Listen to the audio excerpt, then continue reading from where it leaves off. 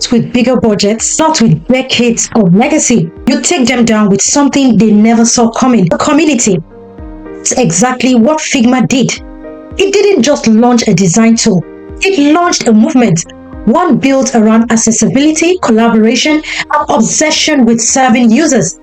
And in the process, it flipped the industry's power dynamic on its head. For decades, Adobe reigned supreme. Photoshop, Illustrator, they were the standard. Expensive, desktop-bound, disconnected from how modern teams actually work. Figma saw the gap and it sprinted through it. Browser-based, real-time, multiplayer by default. Free to start. Most importantly, shareable. Suddenly, design wasn't a solo act. It was a conversation, not locked in files, but alive in the cloud. Not just for designers, but for product teams, marketers, and even CEOs. That tiny shift, massive impact. Figma didn't spread through advertising. It spread through links, through open invites, through communities on Twitter, Slack, and Discord. The file shared here, plugin posted there. One team adopting it, then the whole company following. It was growth without a sales team, distribution without a paid campaign, and most of all, product as platform, users as marketers. So how did Figma go from side project to a $20 billion Adobe acquisition target? How did it dethrone the software empire that defined creative tools for over 30 years? And more importantly, what does this teach us about building software in a world where attention is scarce, trust is everything, and communities move faster than marketing? This isn't just a design tool story. It's a masterclass in product-led growth, community power, and building with users, not just for them. Let's break it down. Before Figma, the world of design tools was locked down literally. You needed powerful hardware, expensive software licenses, and a whole lot of patience. Adobe was the default. Photoshop, Illustrator, eventually Adobe XD ruled the scene. These tools were undeniably powerful, but they were built for a different era. Before the cloud, before real-time collaboration, before agile workflows. Design lived in silos. Files were stored locally. Version control was a nightmare. Feedback came through endless email chains, annotated screenshots, or seriously printed PDFs with sticky notes. Nobody knew what was current. Syncing across teams was a full-time job.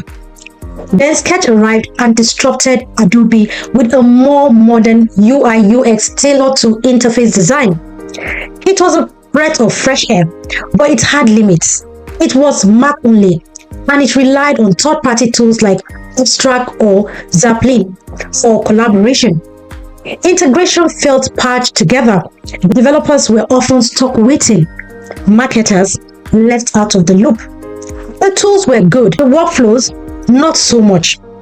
This meant that design remained an isolated function. Designers worked in silos and everyone else, developers, product managers, executives, watched from the sidelines. If you weren't a designer, you weren't part of the process. You were a bottleneck waiting to happen. And a world moving faster towards iteration, cross-functional teams, and async collaboration. That isolation wasn't just inefficient, it was a liability. It cost time, it created miscommunication, and worst of all, it left amazing ideas unexplored because few people had access to build together. That's the broken system Figma stepped into. It didn't try to beat Adobe at its own game, it redefined the game entirely. Figma saw the future as multiplayer, cloud native, inclusive, a world where marketers could comment and developers could inspect code and a designer could share work without exporting a thing. The old tools were powerful, but they were lonely. Figma changed that forever. Figma didn't start with a better button or a cleaner interface. It started with a philosophy. Design should be for everyone. That idea came from co-founder Dylan Field, who dropped out of college with a Thiel Fellowship, and a bold vision to rebuild creative tools for the web. He believed design was becoming more important in the digital field. But the tools hadn't caught up. They were exclusive, expensive, confined to a single desktop or license. And worse, they were built for an era before collaboration became the norm. So, Dylan and co-founder Evan Wallace set out to do something radical, bring design to the browser, not as a watered-down version, but as the core experience. That one decision, browser first, was the foundation of everything that followed. Figma's browser's native approach meant no installs, no platform barriers, and no friction. Anyone with a link could jump into a design. Macs, Windows, Linux, it didn't matter. Just click and create. But the real unlock was real-time collaboration. For the first time, multiple people could work on the same design file simultaneously. Think Google Docs, but for visual creation. Designers could iterate together. Developers could jump in to inspect and extract code. Product managers could comment directly on mockups. Design wasn't hand-off anymore, it was a conversation. This wasn't just a technical innovation, it was a cultural shift. Figma was a multiplayer by default. That made it not just faster, but more inclusive. The barrier to participating in design fell dramatically. Suddenly, non-designers were part of the creative process from ideation to iteration. Then came the freemium model. Figma didn't ask users to buy first. It let them build first. People created templates, components, plugins, and design systems, all easily forked and reused. That's when the product became platform and the users became a community. Every shared design was an invitation. Every collaboration was organic growth. Every new feature launched with feedback from the community that helped shape it. This wasn't just a tool. It was a movement. They were intentional, foundational, and perfectly timed for the way modern teams work. It didn't just change how we design, it changed who gets to design and who gets to participate. And that changed everything. Figma didn't just build a product, it built a movement. And that movement was powered by community. From the very beginning, Figma leaned into users, not just as customers, but as co-creators. Designers didn't just use Figma, they extended it, shaped it, and evangelized it. And that's changed everything. Let's start with plugins. Figma opened its platform early, allowing users to build and publish custom tools. It unleashed a wave of community innovation, from accessibility checkers and color palette generators to animation helpers and phototyping shortcuts.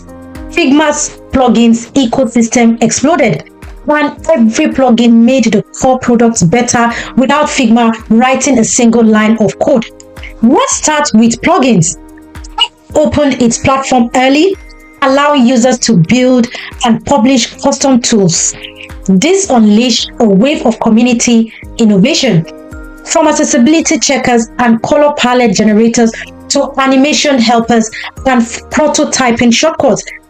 Figma's plugin ecosystem exploded, and every plugin made the core products better without Figma writing a single line of code.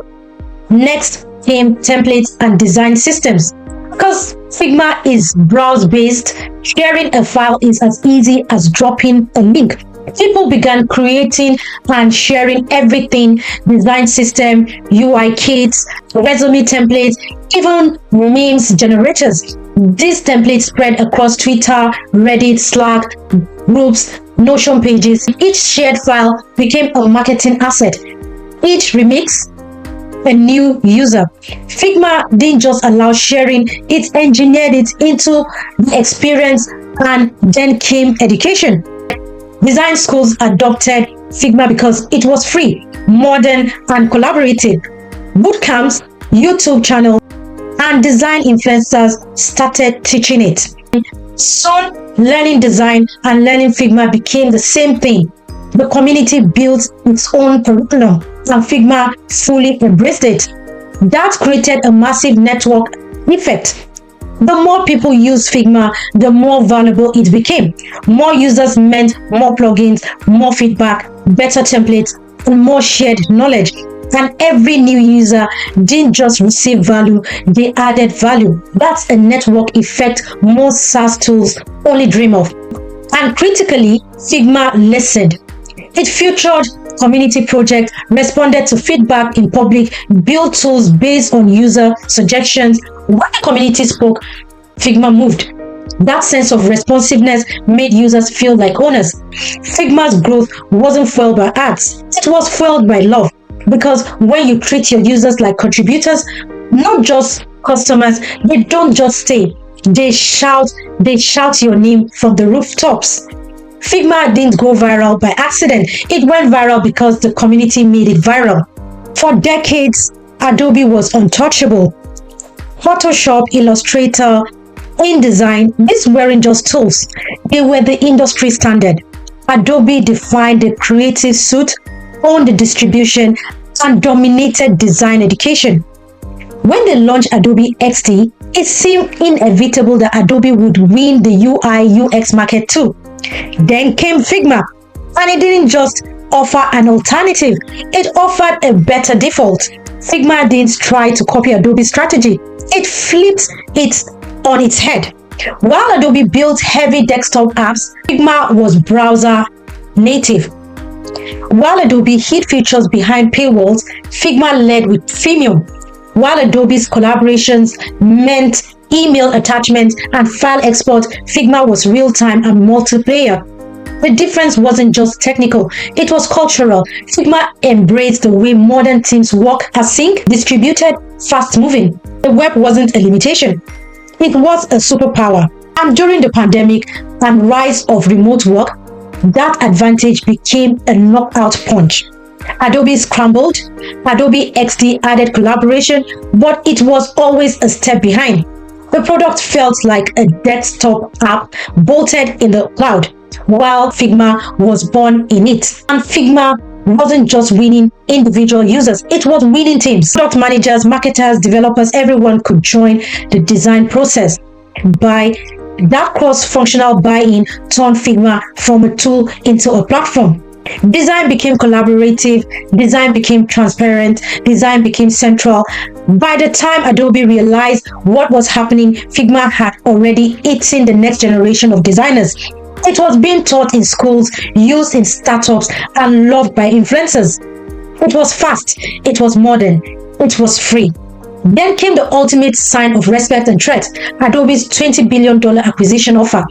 That wasn't just a business move, it was a white flag. Adobe didn't want to compete. It wanted to catch up by buying the company that had done what it couldn't.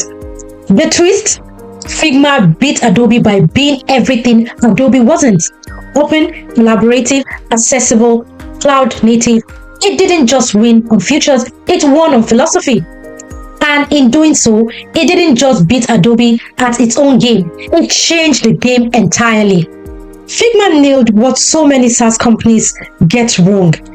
It didn't just build features, it built beliefs. At the heart of those beliefs, accessibility, collaboration, and speed. Figma was one of the first serious creative tools to declare design should be multiplayer. It shouldn't matter what device you're on. You shouldn't need to download anything. And you shouldn't need to be a designer to contribute.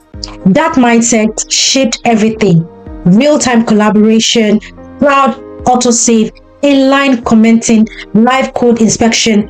A developer can jump in and check assets. A marketer can leave contextual feedback. A stakeholder can review progress without pinging anyone. These aren't just nice to haves. They eliminate friction. They accelerate iteration. They flatten silos. And they let teams design, not just designers. Figma also got education right. It offered the product free for students, teachers, and schools. That wasn't charity, it was long-term strategy. Now, entire generations of young designers default to Figma because it was the first tool they ever used. Figma also amplified community, featuring plugins, hosting events, boosting creators. That turned customers into contributors, and contributors into evangelists. But with growth comes risk. Figma's biggest strength, its simplicity, could become a liability. As enterprise adoption grows, so does pressure to add admin controls, custom permissions, analytics. There's also a technical risk. Browser-based tools are amazing, but they still have limits. Heavy files, security concerns, and offline functionality become sticking points for enterprise users. The challenge is scaling without sacrificing speed or control. And the elephant in the room, Adobe. Now that it's under Adobe's umbrella, can Figma keep its soul? Can it preserve the speed, transparency, and culture that made it great? So far, the answer seems cautiously optimistic. But the pressure to monetize to enterprise fee to fit into a large suite, it's real. Still, here's what is undeniable. Figma raised the bar. It's redefined what modern design tools could do, and more importantly, who they're for. And that's not something easily undone. So what can today's builders learn from Figma? Lesson 1. Start with the workflow. Figma didn't invent a new problem. It fixed a familiar one. It didn't try to change what designers do. It made how they do it better, smoother, faster, more fun. It made collaboration not just possible but intuitive. That wasn't a side benefit, that was the product. If you're building something today, don't chase novelty, chase friction. Find where the process breaks down and make it effortless. Lesson 2. Distribution is a product future. Figma didn't rely on sales calls or advertising. It relied on links. Every project was a potential invite. Every shared file was distribution. When your product is inherently social and shareable, growth becomes organic and exponential.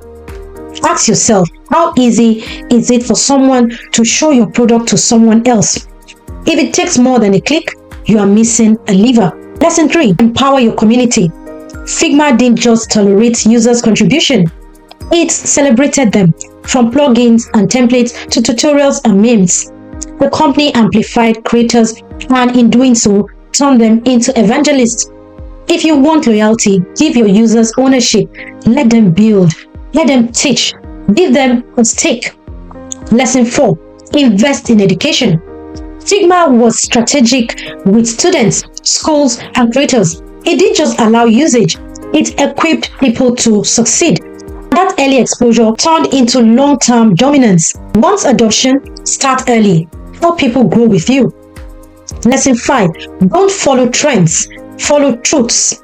Figma didn't lead with AI, blockchain, or hype. It focused on fundamental truth. The future of work is collaborative, async, and browser-based. It didn't try to be flashy, it tried to be essential, and that made it unforgettable. Final lesson, stay weird, stay warm. Figma never felt like a faceless company. Its tone was playful, human, and genuine. People don't just remember what you build, they remember how it made them feel. Want to build something people love? Be useful, be lovable, be human. That's how Figma won. And that's how you can too. Figma didn't just build a design tool, it redefined how teams create together. It proved that collaboration isn't a feature, it's the foundation. And it showed that when you invite your community in, they won't just use your product, they will grow it with you. Figma's rise wasn't driven by flashy marketing or clever hacks. It was powered by relentless focus on solving a real problem, on removing friction, on making creativity accessible, not inclusive. It built in the browser when others plunged to the desktop. It embraced sharing, remixing, and open ecosystem when others built walls. And it made product decisions that said you matter not just as a user, but as a partner. That's the real takeaway. If you're building something, focus less on skill and more on service.